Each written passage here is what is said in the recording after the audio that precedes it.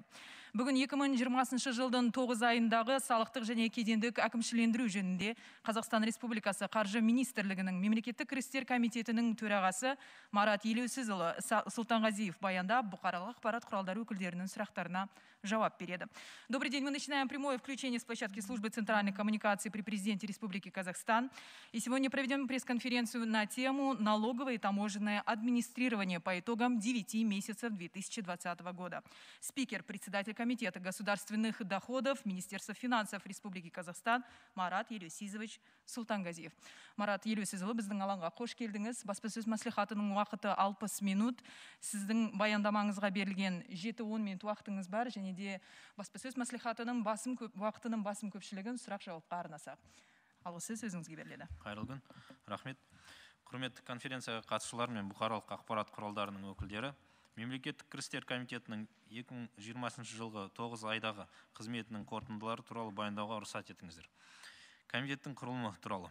Комитет құрамында 17 өңірлік мемлекеттік кірістер департаменттері жұмыс істейді. Оның ішінде 208 аудандық бөлімше және 19 өткізу пунктілері. Мақсатымыз фискалдық әкімшілендіруді жақсарту және бизнес үшін тең бәсекелестік жағдайларды қамтамасыз ету, сонымен қатар бизнеске қысымды төмендету. Комитеттің құзыретіндегі түсімдер бойынша осы жылдың 9 айында мемлекеттік бюджеттің кірістері жөніндегі жоспар 92%-ке, республикалық бюджет 82%-ке, жергілікті бюджет 116%-ке орындалды. Республикалық бюджетке түсімдердің төмендеуіне пандемиямен байланысты сыртқы және ішкі факторлар әсер етті. Дүниежүзілік банктың деректері бойынша базалық болжамға сәйкес биыл әлемдік жалпы ішкі өнім 5,2%-ке қысқарылады деп күтілуде. Ал енді Қазақстан Республикасының көрсеткіштері бойынша үшінші елдермен тауар айналымы жыл басынан бері 13%-ке төмендеді. Тауар өткізу айналымы 11%-ке, оның ішінде ірі кәсіпорындар бойынша 20%-ке төмендеді. Экономика секторлары бойынша мұнай және металдар бағасының төмендеуі есебінен тау-кен өндіру өнеркәсібінде түсімдер 44%-ке төмендеді. Сонымен бірге түсімдер өңдеу өнеркәсібінде 9%-ке, көлік секторында 6%-ке және құрылыста 4,3%-ке өсті.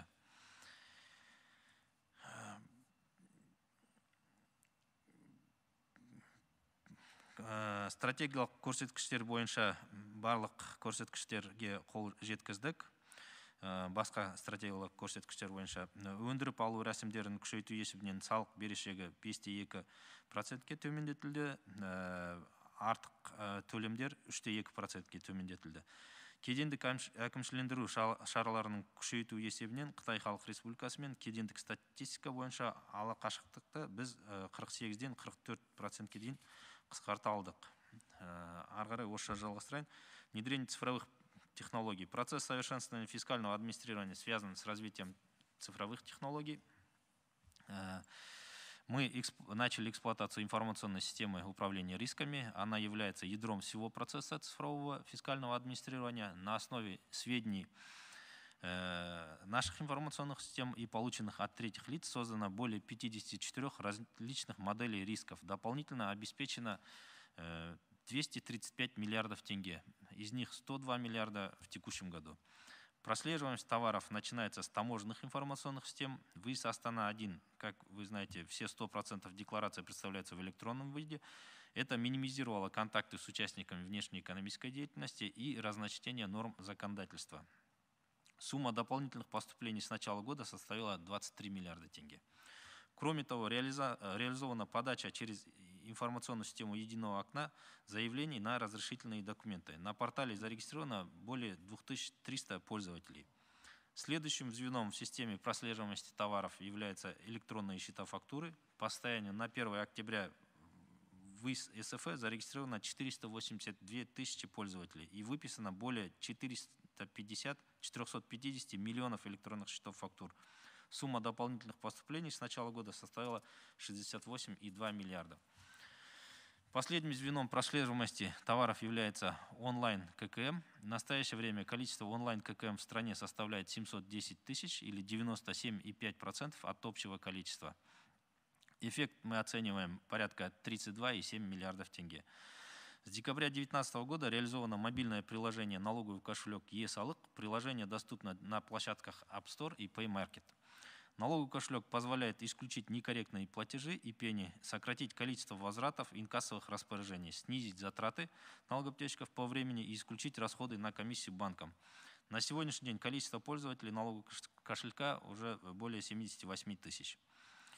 Эффективность налогового и таможенного администрирования. Нами выбран вектор развития по сокращению теневой экономики и давления на добросовестный бизнес. За 9 месяцев проведено 7,2 тысячи налоговых проверок, что в сравнении с аналогичным периодом прошлого года меньше на 59% или на 10 400.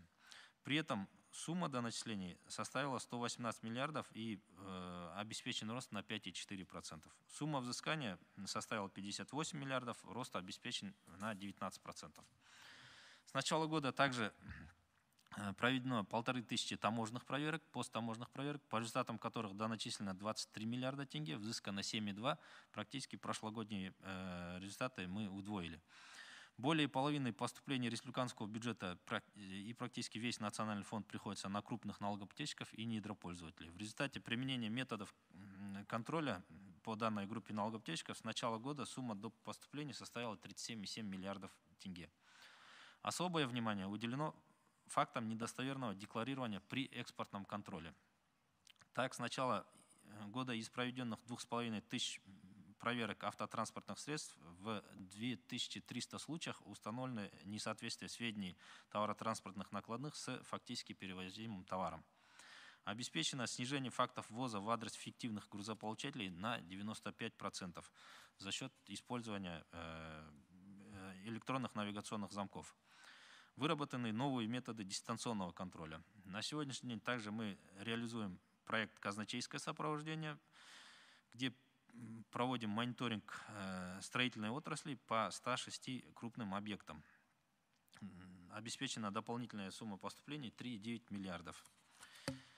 По итогам 9 месяцев рассмотрено более 2200 обращений государственных закупщиков по подтверждению финансовой устойчивости. Обеспечено 7,1 миллиард тенге дополнительно.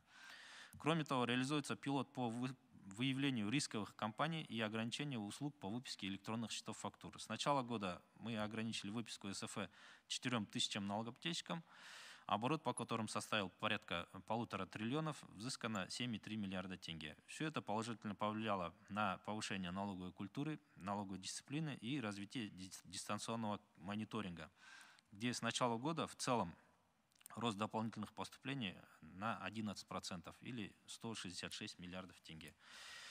Таможенный контроль при выпуске товаров. Принятые меры по усилению контроля на внешних границах путем внедрения субъектоориентированного подхода, дополнительных профилей риска и корректировки стоимости. Эффективность системы управления рисками составила 73%, выявлено 33,6 тысяч нарушений. Эффективность таможенных досмотров достигла 44%. На постоянной основе проводится анализ по применению СУР, в случае необходимости корректируются либо отменяются неэффективные индикаторы риска. С начала года проведено 38 корректировок таможенной стоимости, дополнительно взыскано 11,7 миллиардов. В целях снижения расхождений по таможенной статистике между КНР и комитетом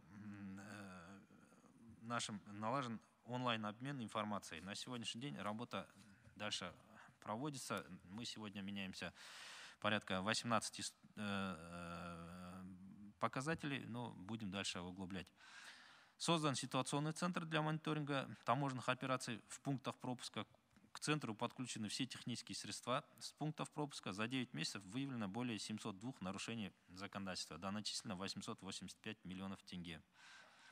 Большой блок вопросов по государственным услугам. Это одна из приоритетных наших задач. В настоящее время физическим и юридическим лицам оказывается 44 госуслуги, из них 27 налогового и 17 таможенного направлений.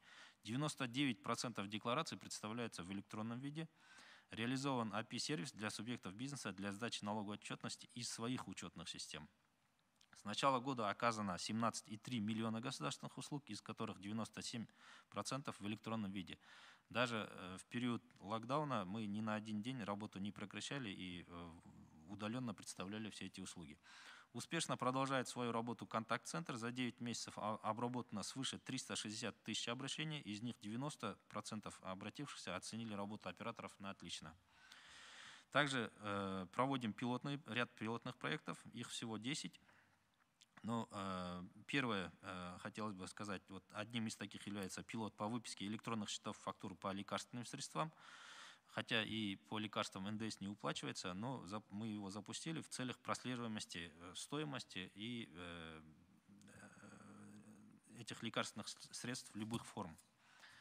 Проект «Гражданский контроль» требует чек, направленный на привлечение гражданского общества к проявлению нулевой терпимости в отношении граждан, скрывающих доходы. За период проведения пилота через мобильное приложение поступило 11 тысяч обращений о невыдаче чеков, из которых 4,2 тысячи подтвердились. По ним выплатили вознаграждение обратившимся гражданам 904 тысячи тенге. Меры поддержки и планы. Несмотря на снижение доходной части бюджета, правительством приняты экстренные меры по стимулированию деловой активности. Так, для некоторых видов налогов в текущем году были введены нулевые ставки до 31 декабря 2020 года. Снижена ставка НДС для отдельных видов продовольственных, социально значимых товаров. Продлены сроки представления налоговых деклараций до 31 мая 2020 года. МСБ представлена отсрочка по налогам и другим обязательным платежам. Дополнительно были приостановлены меры контроля и принудительного взыскания. В целом, меры поддержки оказаны на 1,5 триллиона тенге. Касательно модернизации фискальной политики тоже проводим ряд мероприятий, которые сейчас находятся на разных площадках в Минэке и в законодательном органе обсуждаются. Вот. А именно, если остановиться на них, планируется дальнейшая модернизация налогообложения недропользователей горнорудного сектора. В целях упрощения исполнения обязательств по социальным платежам планируется объединить социальные платежи в один. Предлагается также объединить налоги на имущество и землю. В период освобождения малого бизнеса от налогов мы переходим на сервисную модель, то есть имея данные из банковских учреждений и онлайн-кассовых аппаратов, будем формировать, мобильное приложение будет формировать налоговую отчетность самостоятельно. Ставим себе задачу по дальнейшему развитию проактивных электронных услуг. Также планируется усиление работы по противодействию уклонению от уплаты путем дробления бизнеса и выдачи заработной платы в конвертах. Кроме того, начнется в таможенной сфере реконструкция и техническое дооснащение 9 авто и 1 железнодорожного пунктов пропуска. В завершение хочу сказать, что коллектив комитета нацелен на обеспечение доходной части бюджета и приложит все максимальные усилия для исполнения поставленных руководством задач. Спасибо за внимание. Үлкен рахмет, Марат Елеусізұлы. Сұрақ-жауапқа көшеміз. Уважаемые зрители, мы переходим к сессии «Вопросы и ответы». С нами на связи информбюро Динара Жаркеева. Динара, добрый день. Ваши вопросы. Добрый день. Хотелось бы уточнить. Вот ранее сообщалось, что около 7 тысяч заявок по неправильно начисленным налогам находятся на корректировке. Могли бы вы уточнить, какие сейчас показатели? И второй вопрос – это по прогнозам по сборам налогов на 2021 год. Так, ну, по корректировкам данных, ну, вы имеете в виду, наверное, что много было жалоб по начислению налогов на физических лиц. Да, действительно, в этом году мы впервые интегрировали свои базы данных с базами данных госорганов. Примерно 25 миллионов сведений актуализировано и 3,6 миллионов ошибочных сведений тоже актуализировано. В целом можно разделить на несколько типов данной ошибки. Это, если касательно транспорта, то реализация транспорта по генеральной доверенности и при этом осталась неоформленным. Второе, транспорт. Мы в этом году уведомления выдали только вот относительно недавно, хотя должны были раньше, но в период пандемии не стали уведомления выдавать, принято было такое решение. И те транспортные средства, которые были проданы в 2019 году, на праве собственности на протяжении нескольких месяцев были. И за эти месяцы до начисления налога, то есть начисление налога, соответственно, с пенями оно происходило. Вот. Ну, такие были основные причины. Ну, есть, конечно, где-то при интеграции баз данных возможно, ошибочные сведения тоже были. Но для этого наше приложение, которое мы разработали, e-салық, оно позволяет корректировать самому налогоплательщику, гражданину, свои налоговые объекты путем обращения в те или иные государственные органы через это само приложение. Поэтому это было впервые произведено. Кроме этого, мы прибегли к услугам банков второго уровня. В этом году направили 1,7 миллиона уведомлений через Каспий КЗ. 2 миллиона уведомлений о предстоящих платежах по налогам на имущество и земельному налогу. То есть максимально за счет использования технологий, цифровых технологий, выявляются какие-то у нас некорректные сведения. Соответственно, после того, как мы приведем, с каждым годом это количество некорректных сведений будет уменьшаться. Но в то же время есть сведения, для корректировки которых налогоплательщик сам должен явиться с перечнем документов в те или иные госорганы, то есть там в ЦОН, либо другие регистрирующие, где произведут уже операторы корректировку на месте. Спасибо. Динара. Второй вопрос по прогнозам на 2021 год по сборам налогов. Ну, на сегодняшний день план сформирован, он рассматривается, естественно, ввиду увеличения социальных обязательств и поддержка бизнеса, она как была до пандемийный период и в текущий период, она не уменьшалась. Поэтому мы для себя тоже максимально амбициозные планы ставим по доходной части бюджета. Сейчас закон о бюджете на рассмотрение. После того, как примут, мы будем работать над исполнением бюджета. Динара, есть уточнения у вас? Какие-то по суммам есть у вас, по цифрам какие-то данные или нет? Есть проект закона о бюджете, который, законопроект. В принципе, там все суммы есть по всем категориям бюджета. Можем вам представить. Просто он не принятый документ, поэтому его как-то сейчас озвучивать. Үлкен рахмет. Үлкен рахмет. Халима Бұқарқызы, Айқын газеті тікелей байланыста. Халима, қайырлы күн, сұрақтарыңыз. Бірінші сұрақ үдемелі салық жүйесіне байланысты. Өткенде сарапшылар осы үдемелі салық жүйесіне қатысты шкала пайда болған кезде бірқатар сын айтты. Соның ішінде халықты жаппай декларациялауға көшірмей тұрып, үдемелі салық жүйесін енгізу ерте деді. Осыған комитет төрағасы қандай жауап береді екен? Жалпы осы жұмыс қалай жүріп жатыр? Сұрағыңызға рахмет, дұрыс айтасыз.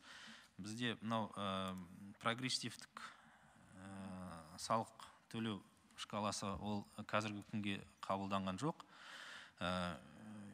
Оны дұрыс сол жаппай декларацияландырумен бізде байланыстырамыз. Өйткені үлкен тәуекелдіктер бар. Егер салықтың ставкасы мөлшері өссе, онда көп салықтан жалтаруда басталады деп. Сол үшін алдымен шешім қабылданған, алдымен жаппай декларацияландыру, содан кейін сол бағанағы сіз айтқан сұрақты қарастыру бойынша. Онда үдемелі салық жүйесі қашан енгізіледі? Қай жылға жоспарлап отырсыздар? Бастапқыда 2022 жыл деп жоспарланған болатын. Ал бізде жалпы декларациялауды аяқтауға дейін әлі халық толық, жаңағы жеке тұлға, заңды тұлға, жалпы халық декларация тапсыруды толық енгізгенге дейін 25 жылға дейін созылады. Өйткені кезең-кезеңмен өтеді ғой декларация тапсыруға. Сонда үдемелі салық жүйесі қай жылы енгізіледі сіздердің жоспар бойынша? Сол 4 мерзімге бөлінген. Алдымен оған мемлекеттік қызметшілер, келесіде квази сектор, кейін бизнесте жұмыс істеп жатқан азаматтар. Сонымен әр этаптан кейін анализ жүргізіледі. Келесі 3-4 этапта ол жаппай декларацияларға енгізу бойынша. Енді сол түгел 4 этап біткен соң ғана бағанағы прогрессивтік шкала бойынша сұрақ көтеріледі. Екінші сұрақ, бұл жаңағы әлеуметтік желіде көтеріліп отыр. Осы сұрақтың жауабын сізден білгіміз келеді. Мысалы, жеке меншік болсын, мемлекеттік университет болсын, ақылы түрде оқитын студент бір айдың ақысын кешіктірсе, оған университет әкімшілігі өсімақы қосып, жаңағы төлеуге мәжбүрлей ала ма? Яғни осындай дерек орын алып отыр. Қазіргі таңда бұл заңда қарастырылған ба? Енді бұл университеттік оқудың төлемдері ол салықтық төлемдерге жатпайды. Негізі сол келісім шартқа байланысты болады ол. Сонымен қатар азаматтық кодекске байланысты болады. Ал бірақ университетке сол жеке шешім қабылдауға заңда рұқсат берілген, е? Солай деп айта аламыз ба? Жалпы өсімақы бойынша. Оқудың төлем ақысы бойынша ма? Иә. Төлем ақысына өсімақы қосуға. Ол келісім шарттарына байланысты ғой. Мынау оқушы мен студент пен университеттің. Үш жақты тараптан. Иә.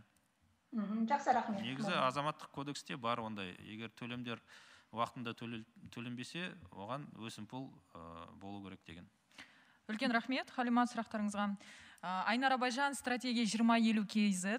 Пандемия кезінде кәсіпкерлерге берілген салық жеңілдіктерінен мемлекеттік бюджетке қанша қаражат түспей қалды? Осы 9 айдың қорытындысы бойынша, біздің есептеуіміз бойынша 1 триллион 100 миллиард теңге түспей қалды. Былтырғы жылмен салыстырғанда. Ал жалпы бизнеске көмек осы уақытта салықтық үлгота бергеннің арқасында 1,5 триллионға дейін есептелінеді. Екінші сұрағы, 2021 жылы салық кодексінде қандай елеулі өзгерістер болуы мүмкін? Енді біз бағана өз баяндамында айтып кеттім, ол біраз өзгерістер жоспарлап отырмыз. Ең бастысы біз сол салық төлеу әдістерін жеңілдету. Осы біздің комитет тарапынан. Ол үшін бағанағы мобильдік цифрлық технологиялар қолдану және де көп төлемдерді біріктіру. Рахмет. Бек Төлеуов, Бақ KZ, тікелей байланысты. Бек, қайырлы күн, сұрақтарыңыз. Бек, микрофоныңызды қоссаңыз, эфирдесіз. Естіліп тұр ма? Естіліп тұр. Я кішкене даусыңызды шығарсаңыз, сұрақтарыңыз. Саламатсыздар ма? Мен әріптесім сұрағын жалғастырғым келіп отыр. Прогрессивті салыққа байланысты. Қазіргі кезде енді жалпы табыс, жеке табыс салығы енді 10% ғой. Осы 10%-ді ұстап қалған дұрыс па? Әлде президент айтқандай халықтың 250 мың, 300 мың табыс табатын адамдарға дейін оларға енді 7%-ның көлемінде, ал 300 мыңнан жоғары енді ол өсіп отыру керек дегендей ұсыныстарын айтты ғой. Егер сол прогрессивті салықты енгізетін болса, бюджетке жаңағы түсетін салықтың көлемі арта ма, жалпы оның қандай пайдалы ұтымды тұстары бар, және де оның мемлекетке және халыққа қандай артықшылықтары бар, соны айтып берсеңіз. Екінші сұрақ, жеке кәсіпкерлерге байланысты, енді биылғы пандемияға байланысты көптеген президенттің өзі жаңағы жеңілдіктер жасады ғой. Алдағы уақытта қандай көмектері болады, қандай жеңілдіктер болады, сол туралы айтып өтсеңіз. Алдымен прогрессивті шкала бойынша. Енді бүгінгі күнге бізде Қазақстанда оның принциптері негізі бар. Өйткені ең минималды табыс ол одан салық төленбейді. Кейін табыс одан сәл көп болса, оған 1% қана төленеді. 90%-ке салықтың мөлшері азаяды. Қалғандары 10% төлейді. Сонымен бүгінгі күнге 3 сондай шкала бар десе де болады. Ал енді бағанағы үлкен табыс пайда алып жатқандардың салығын көтеру, оны бағана айттым ғой. Егер қазіргі күнге мынау проценттік ставкаларды 10-нан жоғары көбейтсе, онда салықтан жалтару мүмкін. Сонымен қатар оны мынау бухгалтерлік есепте жүргізуде қиындықтар туындайды. Өйткені кейбір адамдарда табыс көздері бір жұмыс орны ғана емес, бірнеше болады. Ол үшін оның бәрін жинау керек. Сондай. Және екінші сұрағы бойынша. Екінші сұрағы бойынша. Жеке кәсіпкерлерге байланысты жеңілдіктер. Бағанада баяндамада айттым, енді мынау микро, малый, кішкентай микробизнеске қатысты. Бүгінге олар 3 жылға табыс салығынан босатылған толық. Олар төлемейді.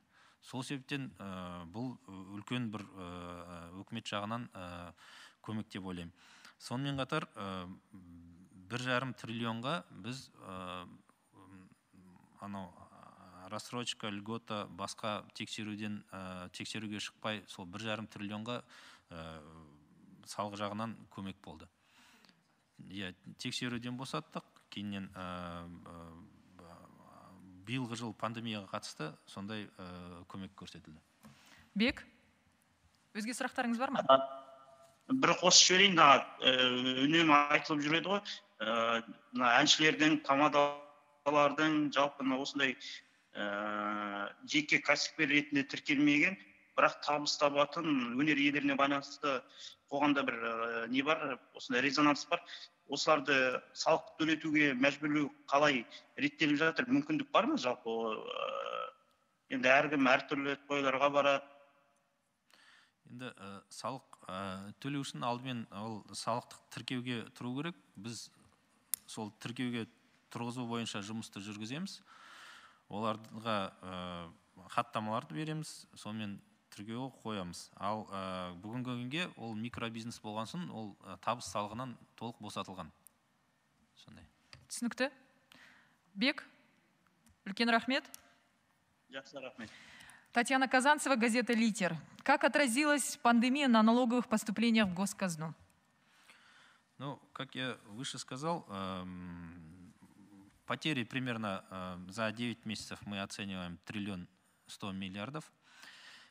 Кроме того, микро-малому бизнесу оказано в виде льгот, отсрочки и других видов поддержек на 1,5 триллиона. И также 300 миллионов – это прямые потери. Мадина Жаткамбаева, Инфозакон КЗ, с нами на прямой связи. Мадина, добрый день. Қайырлы күн. Саламатсыздар. Қайырлы күн, сұрақтарыңыз. Естіліп тұр ғой, Я естіліп тұр. Қоя беріңіз. Ал бірінші сұрағым, қаржы ресурстарының көп шоғырлауына байланысты мемлекеттік кірістер комитеті салық заңнамасына сәйкес, нақтырақ айтқанда бюджетке салық түсірімдерін бақылау, яғни жеке университеттердің тексерілуі мүмкін бе? Мысалыға айта кетсек, Қазақстандық инновациялық және телекоммуникация жүйелері университеті мемлекеттік білім беру мекемесі ерекше алаңдаушылық туғызып отыр. Бюджетке салықтың түсуі 2016 жылы 33 мың теңге, 2017 жылы 49 мың теңге, 2018 және 2020 жылдарға ешқандай ақпарат жоқ. Сондай-ақ банкротқа ұшыраған Наматстрой жеке шаруашылық серіктестігі 787 миллион теңге бюджетке салық төлемдері бойынша берешегі бар екендігі. Оның ішінде жер салығында айыппұл 28 мың теңге, 510 миллион теңге қосымша құн салығы және айыппұл 277 миллион теңге.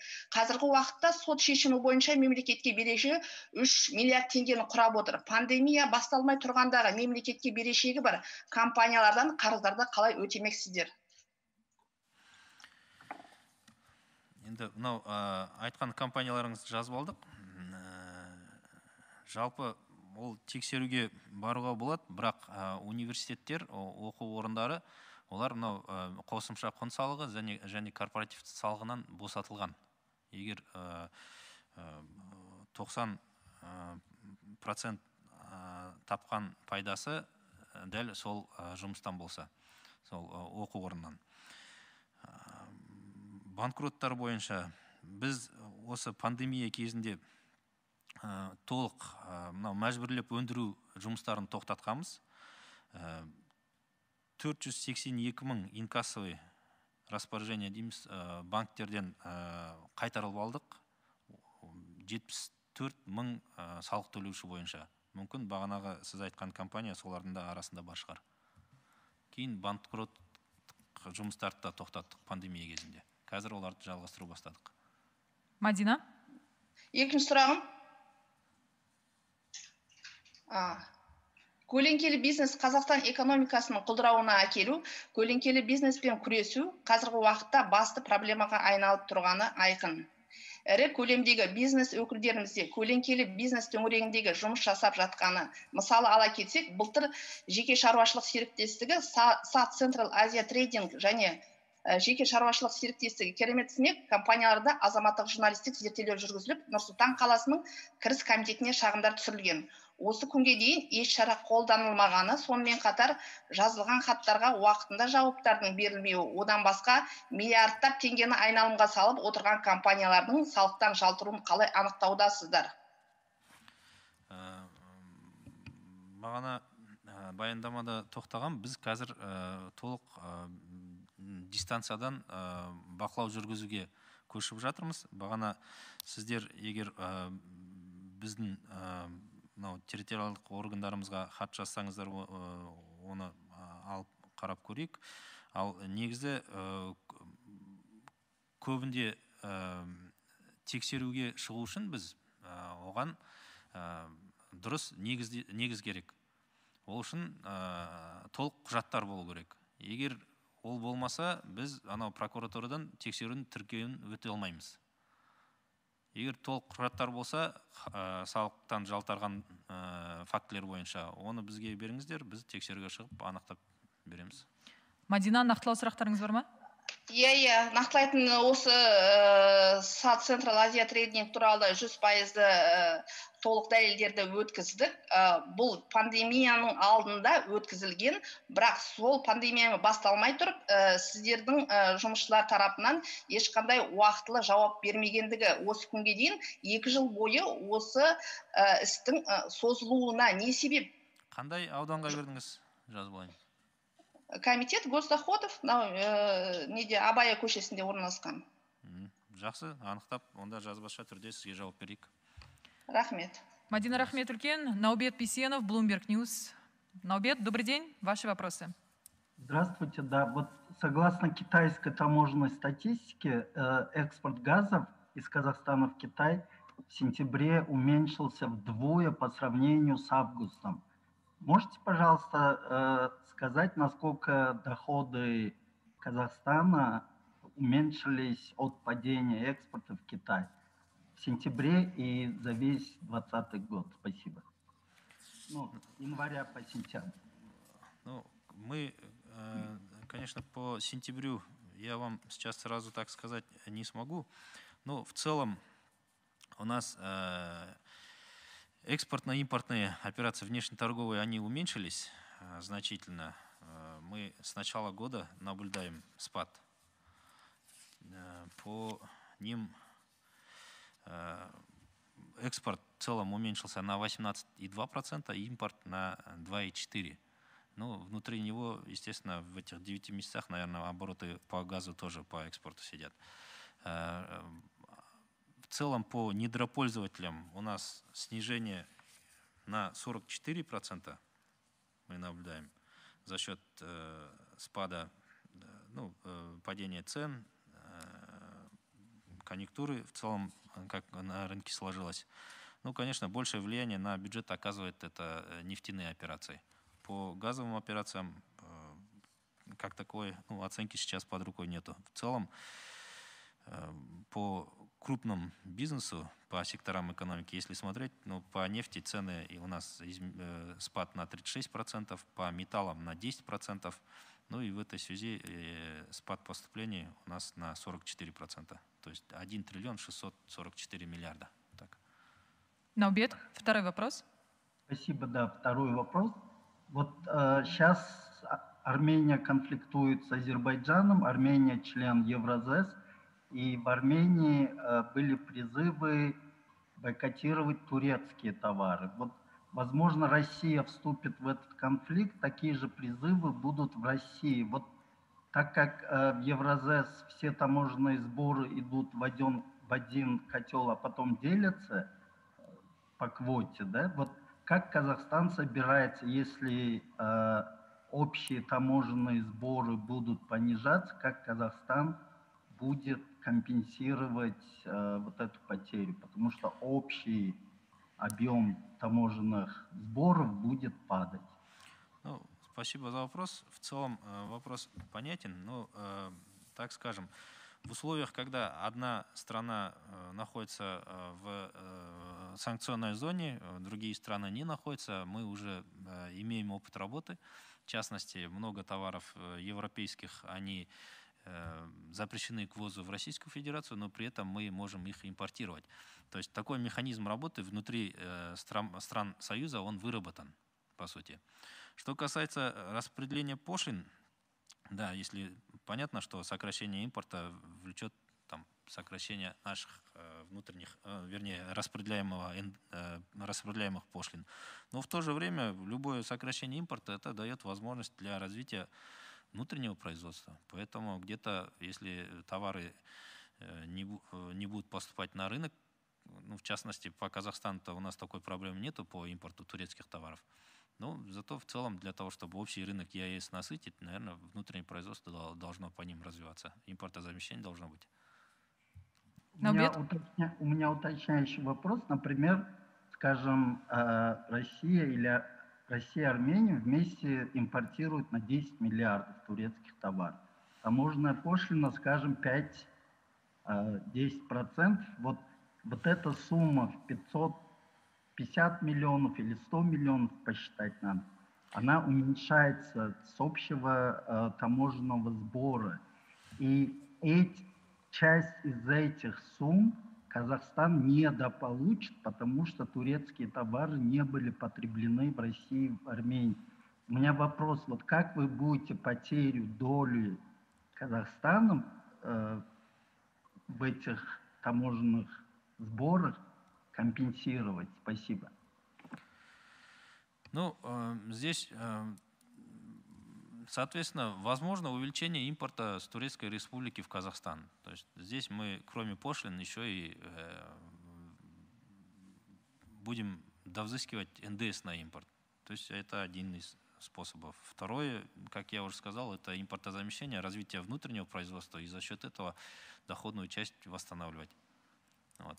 А тот опыт, который сейчас вот мы в этом периоде проживаем при санкционных товарах по России, ну да, Россия недополучает какие-то европейские товары, но распределение пошлин, то есть процентное распределение, оно как было, так и остается. В целом оно не должно влиять на общий импорт.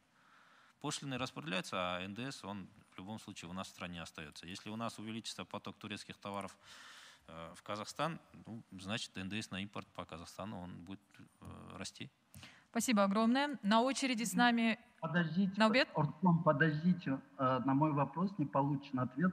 Вы не отвечаете на вопрос, потому как, скажем, русский рынок, он в 10 раз, 15 раз больше Казахстана, и вы ничем вот эти потери краткосрочно не замените. Вот каков механизм компенсации потерь доли Казахстана, когда Россия и, скажем, Армения, они добровольно отказываются от какого-то импорта. Вот это можете объяснить? Ну, не надо про Казахстан говорить, что здесь там можно что-то сделать. Вот именно как компенсировать падение доли в импорте, русского импорта.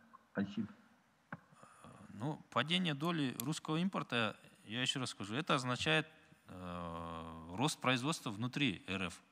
Такие же товары через РФ могут дальше уже к нам через российский рынок проходить. И там уже НДС со стран ЕС будет выплачиваться. А так нормы, пересматривающие за счет, в случае сокращения какого-либо импорта в отдельных странах процентного распределения, такой нормы в договоре ЕС нету. Марат Илюсизович, я прошу на второй вопрос журналиста совместно с уточнениями проработать вместе с вашей пресс-службой и дать полный ответ позже, после пресс-конференции. Потому что с нами на очереди Мирлан Алтынбек в прямом эфире. На обед я благодарю вас. Мирлан Алтынбек, Хабар 24. Мирлан, ваши вопросы. Мирлан, саламатсыз ба? Сұрақтарыңыз. Менің бірінші сұрағым, жалпы мына карантин кезінде салықтық кедендік әкімшілендіру бойынша қандай кедергілер кездесті? Кездескен жағдайда алдағы екінші толқын егерде бола қалған жағдайда олар қалай шешілмек? Пандемия кезінде кедендік әкімшілендіруді біз сәл жеңілдеттік, әсіресе мынау әлеуметтік маңызды товарларға байланысты, дәрі-дәрмекке байланысты. Олардың мынау шекара өту кезіндегі толық бақылау тоқтатылды. Ал кейбір товарлар бойынша ол мынау салықтық ставкада төмендетілді. Әлеуметтік маңызы бар, және де мынау біздің продукты, продуктілер бойынша қосымша құн салығы 12-ден 8%-ке дейін төмендетілді. Сондай. Көршілес елдер арасында салықтық келісімдер қаншалықты сақталып жатыр? Мысалы, елде жұмыс істеп жатқан шетелдік мекемелер, өзара екеуара елдер арасында келісімдер қаншалықты тиімді іске асырылып жатыр? Жеңілдіктер бар ма өзара? Қандай келісімдер? Көршілес елдер арасындағы. Көршілес елдер арасындағы мемлекетке қарасты, өзге мысалы Өзбекстан болсын, өзге де олардың біздің елде істеп жатқан компаниялар бар ғой. Олардың оларға жасап жатқан салықтық жеңілдіктер өзге елдерде қалай орындалып жатыр деген мәселе ғой бұл жерде. Негізі біз берген сол салықтық жеңілдіктер пандемия кезінде ол бүкіл дүние жүзінде де қолданылды. Көршілес елдерде де сондай, дәл сондайлар қолданылды. Ол салықты төлеу мерзімін ұзарту, немесе салықтық декларацияны тапсыру мерзімдерін өзгерту, ставкілерді төмендету. Сондай бізде де, көршілес елдерде де әрқайсында сол өздерінің салықтық заңнамасына байланысты, бірақ жалпы берілген жеңілдіктер бірдей десе де болады. Даусыңызды шығарсаңыз? Ешқандай бұзушылықтар, яғни ондай жоқ да, өзге елдер кәсіпкерлердің тарапынан? Шетелдіктер кәсіпкерлер тарапынан дейсіз ба? Шетел кәсіпкерлер тарапынан. Енді ол бұзушылықтар ол пандемияға қатысы жоқ деп біз ойлаймыз. Өйткені ол бұзушылықтарды анықтау, ол біздің күнделікті жұмысымыз. Пандемия кезінде де, пандемиядан кейін де, одан кейін де күнделікті жүргізетін жұмыс. Ал бұлай дәл сол пандемия кезінде байқалғаны, енді бүкіл ел байқады, дәрі-дәрмектің бағасы өсуі. Ол салықтан босатылған бұл бизнес дәрі-дәрмек сату. Бірақ оны бақылау үшін біз қазір сол өзіміз пилот бастадық, электрондық шот фактура соған енгіздік. Сонымен қатар бүгінгі күнге біз білеміз, кімге қай бағамен қандай дәрі сатқанын. Үлкен рахмет. Жанар Сердалина, Best News KZ. Какие новые онлайн-сервисы ожидают налогоплательщиков из числа индивидуальных предпринимателей? В целом, по индивидуальным предпринимателям, я еще раз повторюсь, у нас на сегодняшний день действуют льготы по налогам на доходы и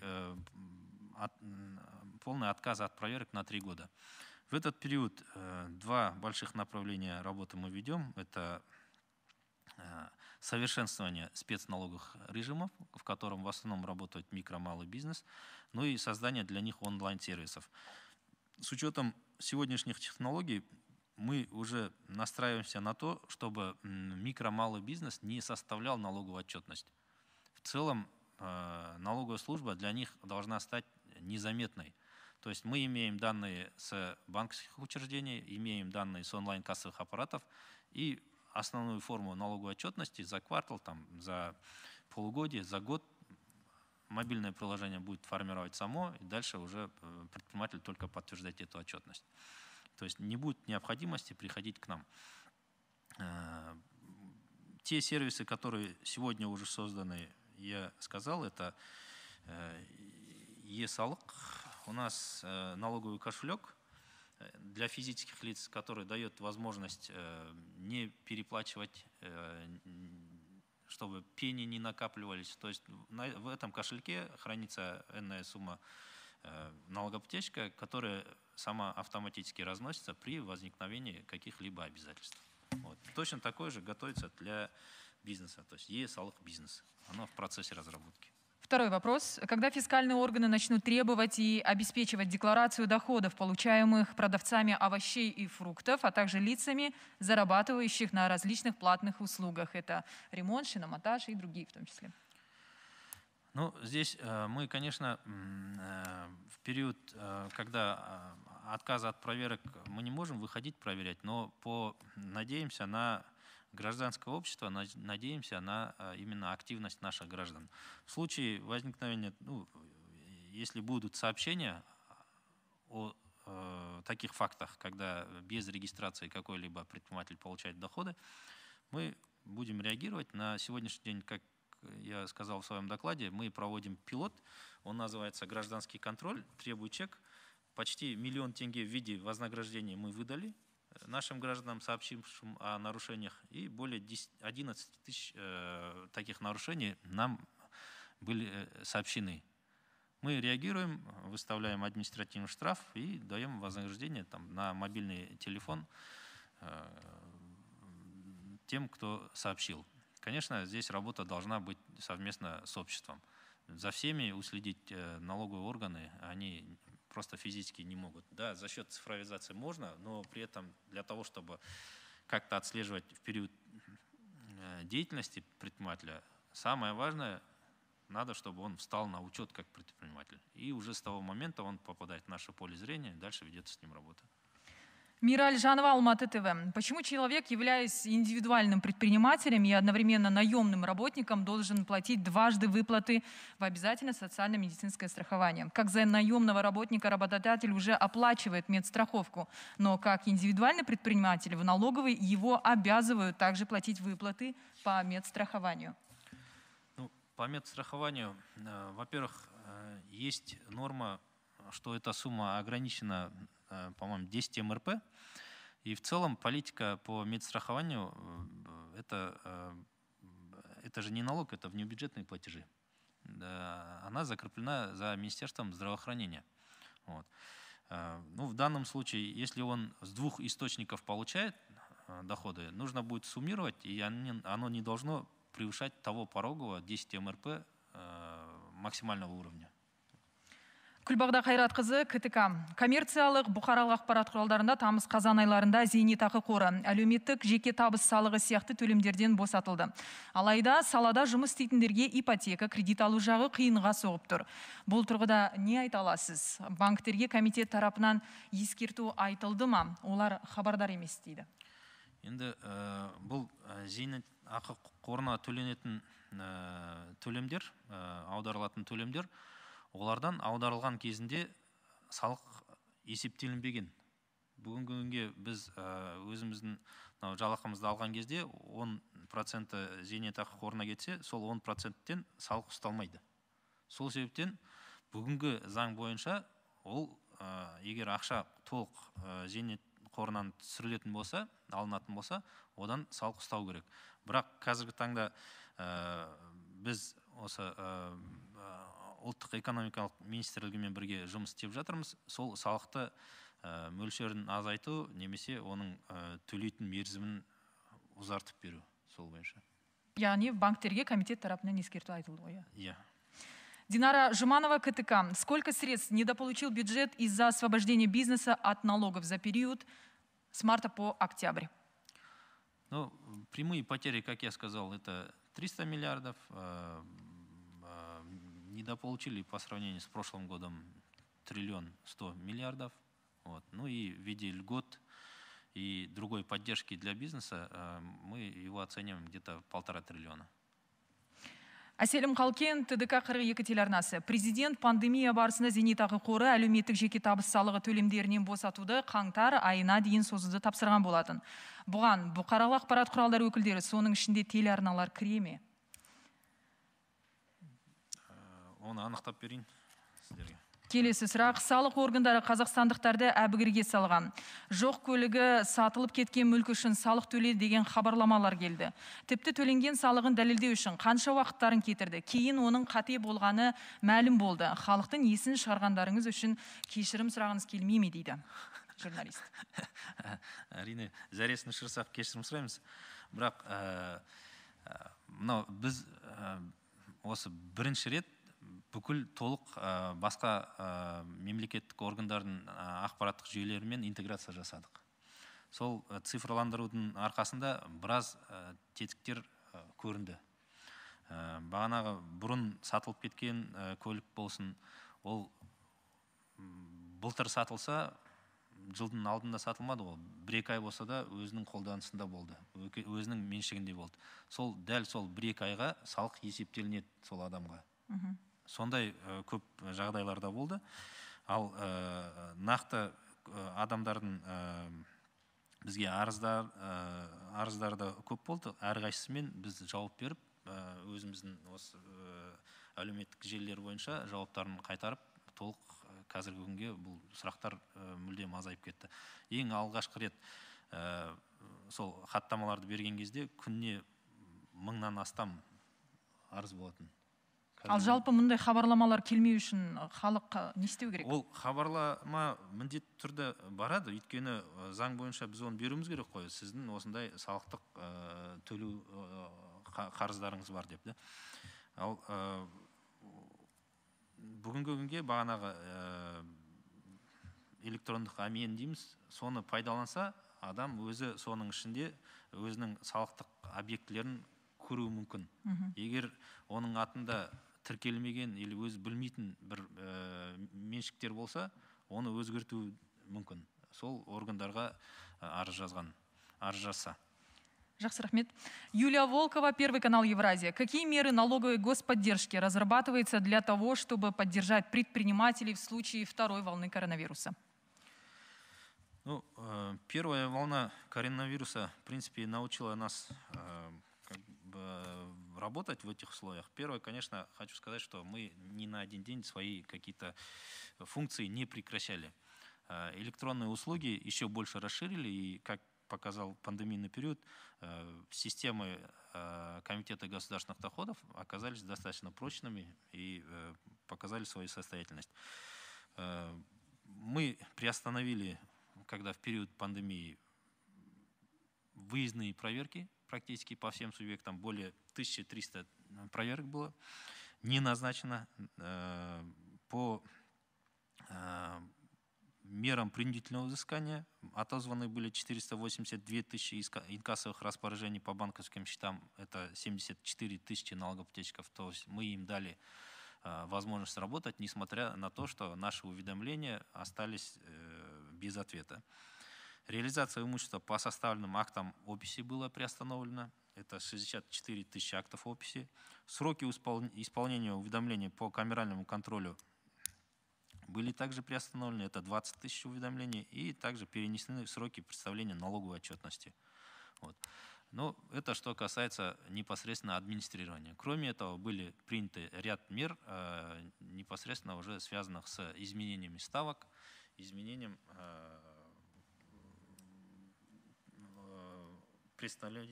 сроков предоставления налоговой отчетности. Юрий Масонов, Курсив. Сейчас на рассмотрении находятся поправки в законодательство касательно КИК. Это контролируемые иностранные компании. Для чего вносятся нынешние поправки и что они меняют? Сколько таких компаний сейчас зарегистрировано? Вопрос контролируемых иностранных компаний, он достаточно большой. Там два момента, кроме налоговых поступлений, в то же время, как нам бизнес подсказывает, оно может повлиять на инвестиционный климат. Поэтому данный вопрос обсуждается. Но в целом позиция такая у нас, что контролируемые иностранные компании, они должны участвовать и быть в консолидированном балансе нашего резидента. Вот. Ну и, соответственно, оттуда вытекающие все налоговые обязательства. Үлкен рахмет, Марат Елеусізұлы. Осымен сұрақтарымыз аяқталды. Журналистерден келіп түскен біздің алаңға келіп ақпаратпен бөліскеніңізге үлкен рахмет айтамыз. Құрметті көрермен, біз өзіміздің тікелей эфирімізді аяқтаймыз. Еліміздің басты медиа алаңында жүздескенше. Рахмет, сау болыңыздар.